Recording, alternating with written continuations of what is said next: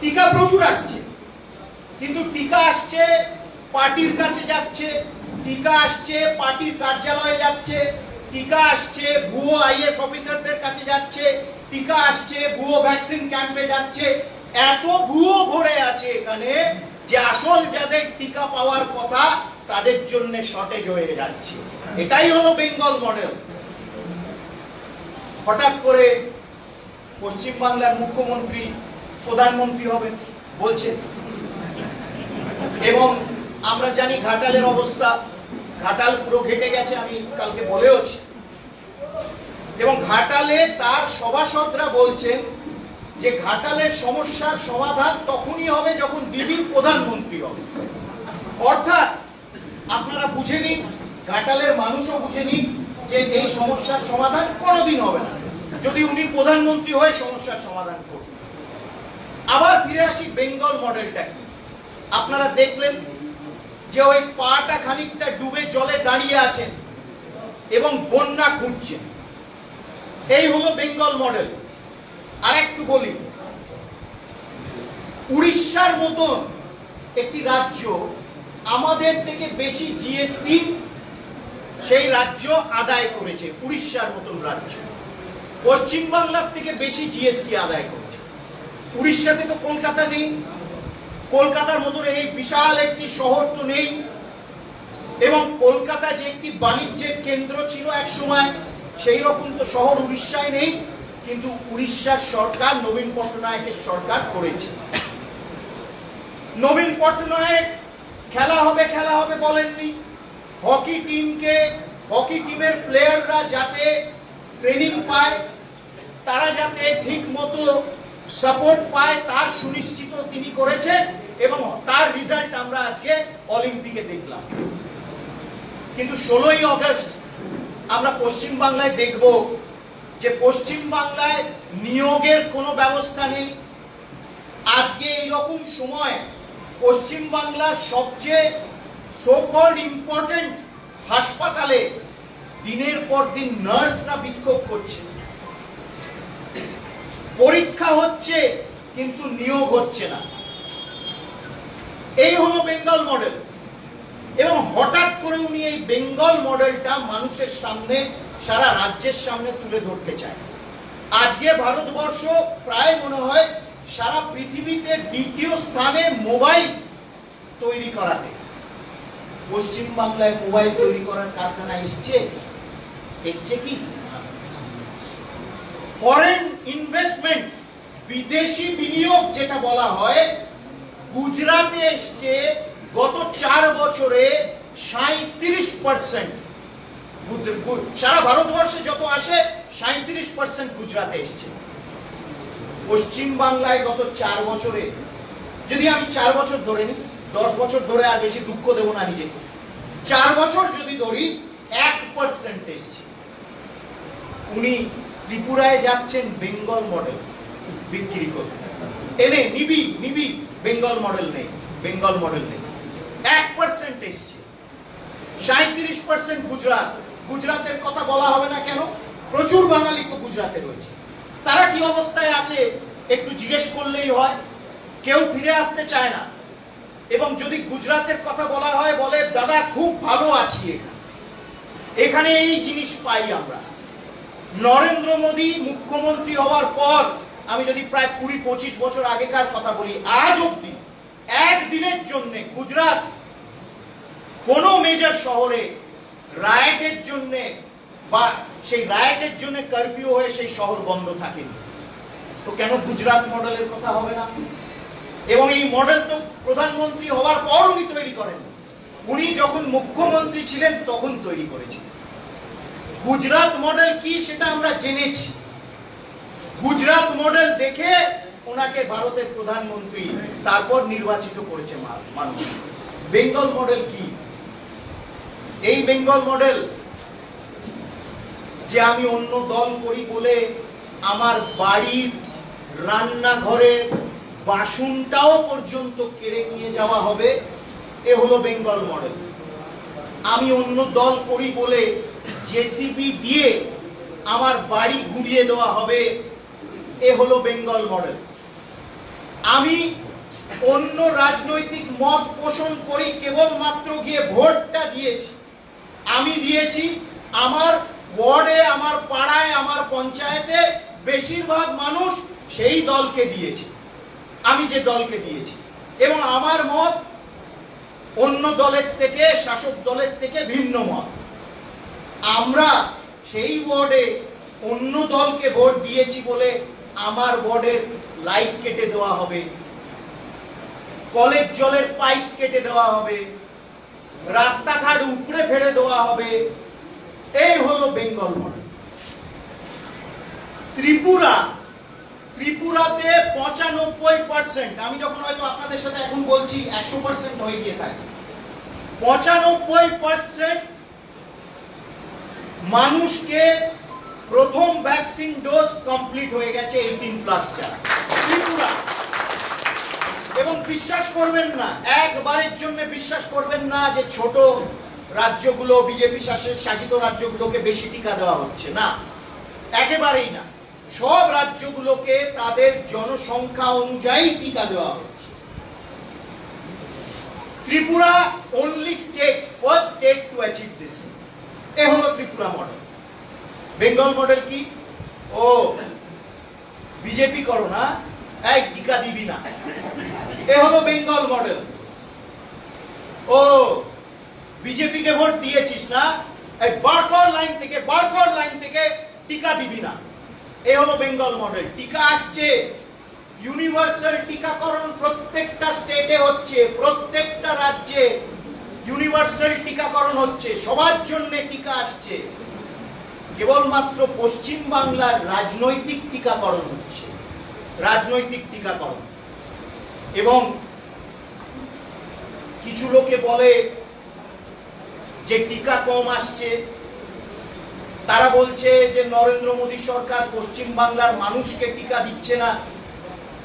টিকা প্রচুর আসছে, কিন্তু টিকা আসছে পার্টির কাছে যাচ্ছে, টিকা আসছে পার্টির কার্যালয়ে যাচ্ছে, টিকা আসছে ভুয়ো আইএস অফিসারদের কাছে যাচ্ছে, টিকা আসছে ভুয়ো ভ্যাকসিন ক্যাম্পে যাচ্ছে।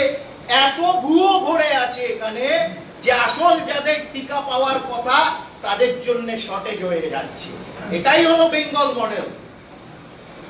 সেই জন্য প্রশ্নটা এবার আগামী 3 বছর 2024 অবধি আমাদের যে প্রশ্নটা করতে হবে, সে প্রশ্নটা হলো যে এই ধরনের বেঙ্গল মডেল ভারতবর্ষ চায় না।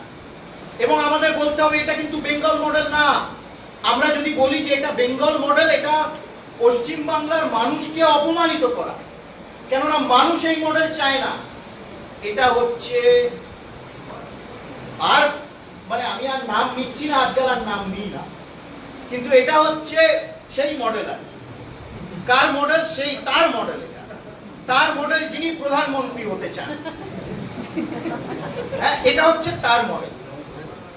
আপনারা ভেবে দেখুন, দিল্লি গেল, দিল্লিতে গিয়ে বলল, কথাটা লক্ষ্য করেছিলেন? এখনো একটু ভেবে নেবেন যে কারা কারা তার সাথে দেখা করবে। পার্লামেন্টে তো যেতে পারলো না। অনেকে বলেছিল দেখা করবে, দেখা করেনি, বলল পরের বার এসে দেখা হবে। তারপর সেখানে দাঁড়িয়ে বলল, রাষ্ট্রপতিও দেখা করেননি, কিন্তু বললেন আমি রাষ্ট্রপতির সাথে দেখা করতে চেয়েছিলাম, কি জানি ওখানে তো বললো যে আবার ওই, আমি তো বললাম ডবল ভ্যাকসিন নিয়ে নিয়েছে কিনা, বলেছে ডবল ভ্যাকসিন আরটিপিসিআর নেগেটিভ করে এসেছি, আবার বলছেন টেস্ট করতে হবে, কোথায় যাব আমি, এখানে কার কাছে যাব, কি করব, টেস্ট কিভাবে করব, সেই জন্য রাষ্ট্রপতির সাথে দেখা করলেন না। এই তো হলো তার মডেল। যে দিল্লি এলেন মুখ্যমন্ত্রী, আরটিপিসিআর টেস্টটা দিল্লিতে কোথায় করবে বলে জানে না বলে রাষ্ট্রপতি, ভারতের রাষ্ট্রপতির সাথে দেখা করতে পারলেন না। উনি আবার 3 বছরের মধ্যে ভাবছেন প্রধানমন্ত্রী হবে। ভেবে দেখবেন, আমরা হয়তো একটু হাসি ঠাট্টাও করতে পারি, কিন্তু মনে হচ্ছে না যে মানুষের সাথে প্রহসন করা এটা। আমরা না হয় 2,28,00,000 ভোট পেয়েছি, আমাদের দিকে তাকাতে হবে না, দরকার নেই, ঠিক আছে, ও রাহুর দৃষ্টি চাইও না আমাদের। কিন্তু 2,87,00,000 মানুষ তো ভোট দিয়েছিল, তা দিল্লি কি করতে গেছিল? এবং সেখানে গিয়ে নীতিন গডকরিজির সাথে দেখা করলেন, দেখা করে বললেন ওই সাগরের ওপর একটি ব্রিজ চাই, সাগরের ওপর ব্রিজ চাই, 50 বছর পুরনো ডিমান্ড। এবং এই ডিমান্ড আমরা নতুন করে রেখেছিলাম জানুয়ারি মাসে, যে কাকদ্বীপ থেকে সাগর তীর্থযাত্রীদের অসুবিধা হয়, তারা আসতে পারে না সহজে, অনায়াসে আসতে পারে না, সেইখানে ব্রিজ করা উচিত। কোনো কপিরাইট নেই তো, আমাদের আইডিয়াগুলো নিয়ে গিয়ে আবার নীতিন গডকরিজিকে বলল। কি গেছিলেন দিল্লি করতে, কি গেছিলেন এবং কি সেখানে বলে এলেন যে ভারতবর্ষের মানুষরা বলবে যে হ্যাঁ, পশ্চিম বাংলার এই জিনিসগুলো আমরা সারা ভারতবর্ষে করতে পারি। কোনো নতুন চিন্তা নেই, কোনো নতুন দিশা নেই, কেবল আমরা এই জিনিস পাইনি, আমাদের এই জিনিস দেওয়া হচ্ছে না, আমাদের বিরুদ্ধে চক্রান্ত করা হচ্ছে। এই হলো বেঙ্গল মডেল, যেটা উনি বারবার সারা দেশে বলতে চাইছেন। সেই জন্যে আগামী 3 বছর আমরা যদি খুব সিরিয়াসলি বিষয়টা ভাবি, আমাদের মানুষের কাছে আবার তুলে ধরতে হবে যে নরেন্দ্র মোদীর মডেলটা কি গভর্নেন্স। তার গভর্নেন্স মডেলে কোনো দ্বিচারিতা নেই, কোনো অত্যাচার নেই, কোনো বৈষম্য নেই। এই হলো তার মডেল। এবং আমরা পশ্চিম বাংলায় এবং সারা ভারতবর্ষে কি ধরনের মডেল আরো 5 বছর চাই, এই কথাটা আমাদেরকে বারবার কিন্তু আগামী 3 বছর তুলে ধরতে হবে। খুব সোজা কথাটা হচ্ছে যে এই যে একটা নিরন্তর রেগুলারলি, এই যে 2 দিন আগে হয়েছে 19,500 কোটি টাকা কৃষকদের দেওয়া, এবং কন্টিনিউয়াস প্রত্যেক কিস্তি চলে যাচ্ছে তাদের কাছে, মাসের কোয়ার্টারলি চলে যাচ্ছে, বছরের পর বছর চলে যাচ্ছে। চারটিখানি কথা, 115টা জেলা, আগের বার আমি বলেছি কিনা আসানসোলে, 115টা জেলা চিহ্নিত করা হয়েছে যেগুলো পিছিয়ে পড়া জেলা।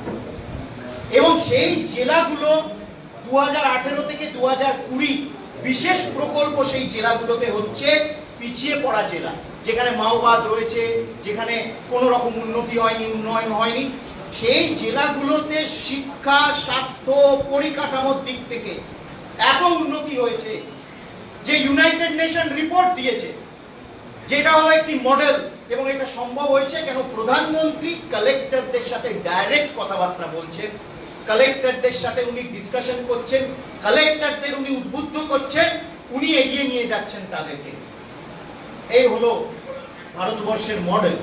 কিন্তু সেই 115টা জেলার মধ্যে পশ্চিমবাংলার একটাও জেলা নেই। আসল উন্নয়ন তো চায় না, উন্নয়নের প্রতীক চান, প্রতীক। মাঝে মাঝে গিয়ে দাঁড়িয়ে পড়বেন, এবং সেটাই হলো উন্নয়নের প্রতীক, আসল উন্নয়ন চায় না। আমাদের এই কথাগুলো মানুষের কাছে আবার বলতে হবে,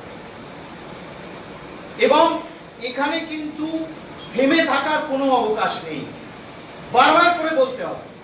কেন এইবার হচ্ছে একটি काल्पनिक मॉडल, जिस मॉडल का कोई अस्तित्व नहीं है, जिस मॉडल पिछले 10 साल पश्चिम बंगाल को হিন্দিতে বলছি কেন, উনিও তো দিল্লি গিয়ে হিন্দিতেই বলেছেন, এবং মাঝে মাঝে হিন্দিতে বলছে, কোনো অসুবিধা নেই, বলাই যায় হিন্দিতে। এবং আমার হিন্দিটা একটু বেটার, আমার হিন্দিটা অনেক বেটার, অনেক বললো জিতেন্দ্র বললো আমার হিন্দি অনেক বেটার।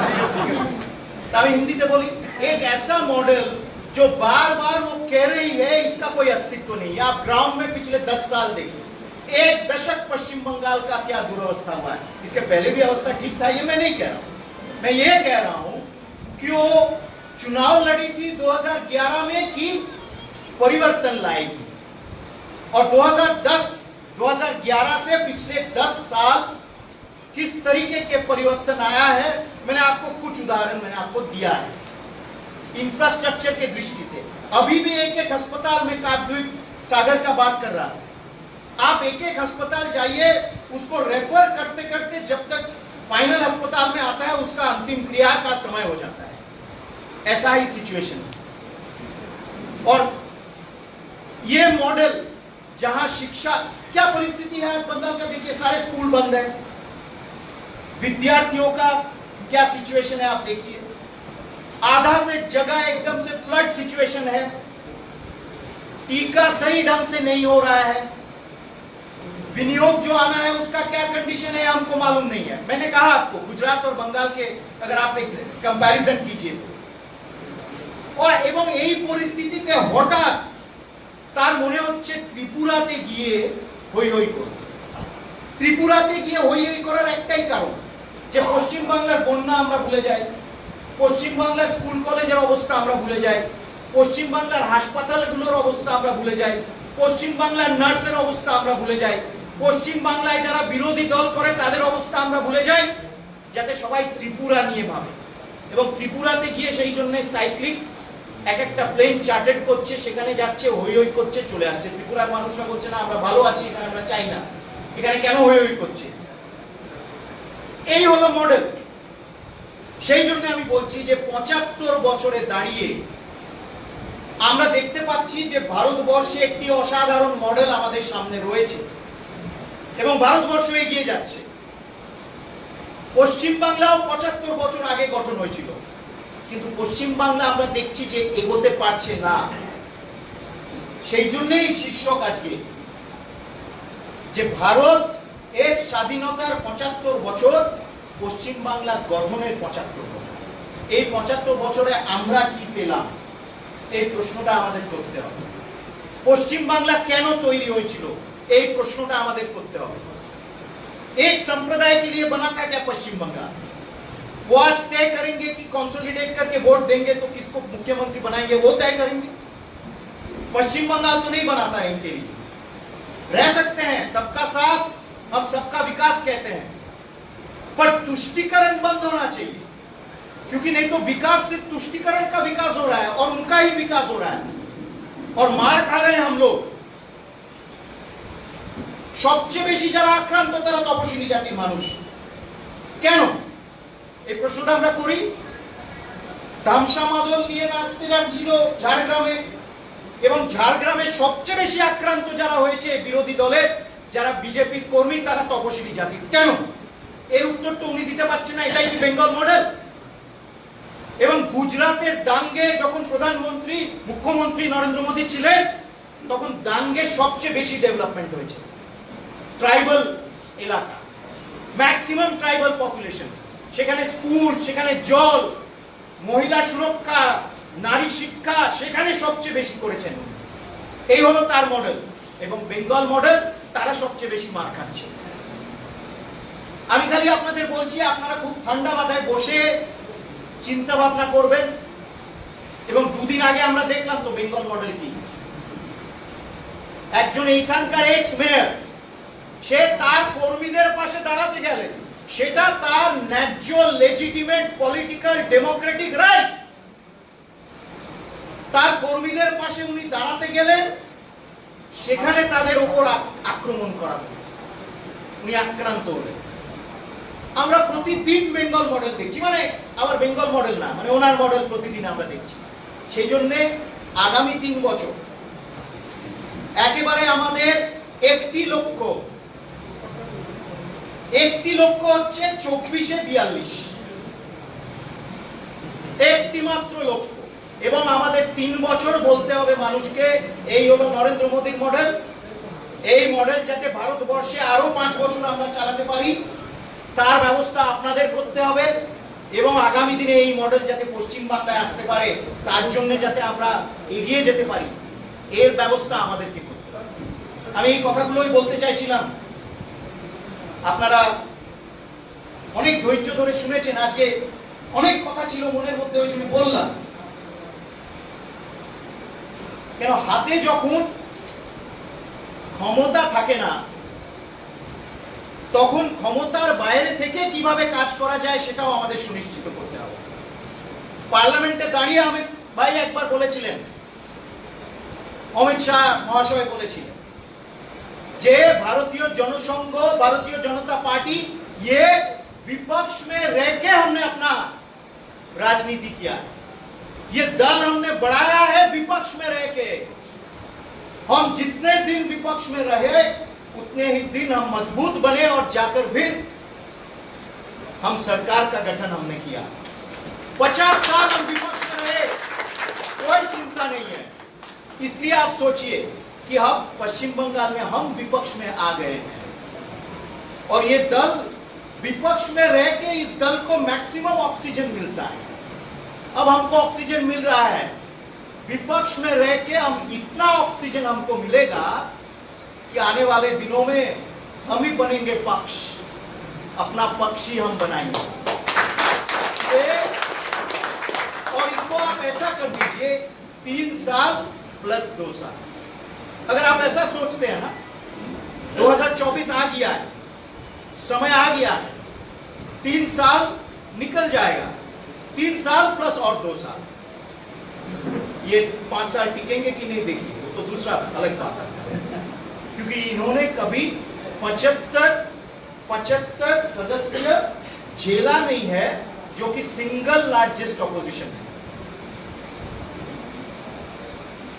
और इतना सदमा हुआ कि बीजेपी सरकार भले नहीं बना पाया, पर इतना सदमा हुआ कि भाई इनका 75 सीट आ गया। ये 2 महीने में दिल्ली की तरफ देखने लगी, तो मुझे यहां नहीं करना है, मुझे दिल्ली जाना है। तो ठीक है ना, दिल्ली जाए, और दिल्ली का लड्डू मिलना कितना मुश्किल है वो जानती है, इतना आसान नहीं है, क्योंकि वहां भी तो हम ही बैठे हैं। तो हमको बस 3 साल एकदम जी जान लगा के जुट के रखना चाहिए कि हम बंगाल, हम इनका मॉडल क्या है और अपना मॉडल क्या है, वो लोगों के सामने हम रखेंगे, अपना पक्ष फिर से रखेंगे। এবং মানুষ কিন্তু জানে, শেষে বলি মানুষ বোঝে, এবং অনেকে বুঝে চুপ করে আছে, ঠিক সময়ে তারা বেরোবে। এমনিতে 2,28,00,000 তো আছেই, 2,28,00,000 মানুষ আছে। এবার ওই 2,87,00,000 ভাঙতে আরম্ভ করবে, ভেঙে ভেঙে এই দিকেই কিন্তু ভারী হয়ে যাবে।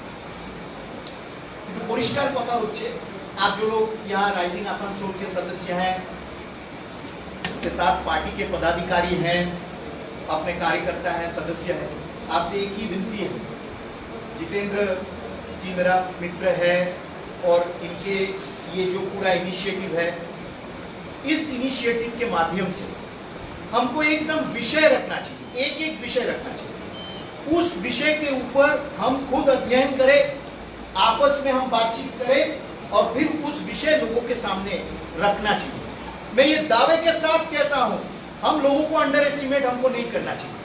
लोग चाहते हैं कि हम विषय रखें, लोग जानना चाहते हैं, लोग सुनना चाहते हैं, और भारत के लिए लोग नरेंद्र मोदी को ही चाहते हैं। और बहुत लोग उनको यहां भी उनका मॉडल चाहते थे, चाहते हैं, उनके तरफ हमको आगे बढ़ना चाहिए। यही मुझे कहना था। আপনারা খুব ধৈর্য ধরে আমার কথা শুনেছেন, এবং শেষে বলি যে আমরা মানুষের সাথে তো খেলতে আসিনি, কিন্তু খুব দুঃখ লাগে, এটা আপনারা ভেবে দেখবেন, কষ্ট হয়। আমরা যেহেতু দিল্লি পশ্চিম বাংলা করি বলে এতদিন আমাদের বহিরাগত বলা হয়, এখন আরেকজন পশ্চিম বাংলা দিল্লি শুরু করেছে, তো ঠিক আছে, তাহলে এখন আমাদের বহিরাগত তকমাটা বেরিয়ে গেল। উনি তো 2 মাস অন্তর অন্তর দিল্লি যান, আমি 15 দিন অন্তর অন্তর যাই, ও 2 মাস অন্তর অন্তর যান, তো ঠিক আছে। কিন্তু কষ্টটা কোথায় হয় জানেন? এবার এটা ভেবে দেখবেন, খেলা হবে, খেলা হবে, মানে একটা মানুষকে মাতিয়ে রাখার চেষ্টা। অর্থাৎ উনি মনে করেন যে পশ্চিম বাংলার মানুষের চিন্তা শক্তি, চিন্তা করার ক্ষমতা নেই, ওদেরকে একটু ওই খেলা, ফুটবল ওইসব দিয়ে রাখো, ক্লাবগুলোতে একটু টাকা দিয়ে দাও, তারপর যা করে করুক, আমার দায় মিটে গেল। এটাই খুব কষ্টকর যে এইখানকার মডেলটা খেলা হবে হয়ে গেছে। সারা দেশের মানুষ কত হাসি করে, হাসাহাসি করে, খেলা হবে, খেলা হবে, একটা কথা। কিন্তু এই ভাবা যায়, এই পশ্চিম বাংলা, এখান থেকে কিন্তু আমাদেরকে বেরিয়ে আসতে, এই পরিস্থিতি থেকে কিন্তু আমাদেরকে নিজেদেরকে বেরিয়ে আনতে হবে, পশ্চিমবাংলার মানুষকে বেরিয়ে নিয়ে আসতে হবে। নাহলে আমাদের যা ক্ষমতা দক্ষতা, আমরা 75 বছরে কিন্তু যেটা আমরা করতে পারিনি, করতে চেয়েছি, সেটা আগামী 25 বছরে হয়তো আমরা করতে পারবো না যদি আমরা এই পরিস্থিতি থেকে নিজেদেরকে বেরিয়ে না আনি। পশ্চিমবাংলার মানুষ, নিজেদের যখন বলছি মানুষের কথাই বলছি, অন্যরা নিজেদের কথাই বলে। আমার এইটুকুই বলার ছিল, বলার তো অনেক কিছু আছে, কিন্তু আপনারা এখানে আমাকে আমন্ত্রণ জানিয়ে এবং বিশেষ করে জিতেন্দ্র তিওয়ারি মহাশয় এবং তার সম্পূর্ণ টিম, এখানে অন্যান্য যারা সিনিয়র্সরা আছেন এখানে, সবাইকে আমি অসংখ্য ধন্যবাদ প্রণাম জানাই। এবং আপনাদের উপরেই অনেক কিছু নির্ভর করে, আপনাদের উপরেই ভবিষ্যৎ। কিন্তু আমাদের সময় খুব বেশি হলে 25 বছর, সেটা হলো ভারতের স্বাধীনতার 100 বছর। আমরা পশ্চিমবাংলাকে একটি আইডিয়াল স্টেট হিসেবে তৈরি করতে পারি কিনা, এবং কিন্তু হাতে সময় খুব কম। কেন? পরিস্থিতির বদলান, হাতে সময় কিন্তু সেই অর্থে খুব কম। আমার এই বলার ছিল। আপনাদের অসংখ্য ধন্যবাদ। নমস্কার। ভারত মাতা কি জয়।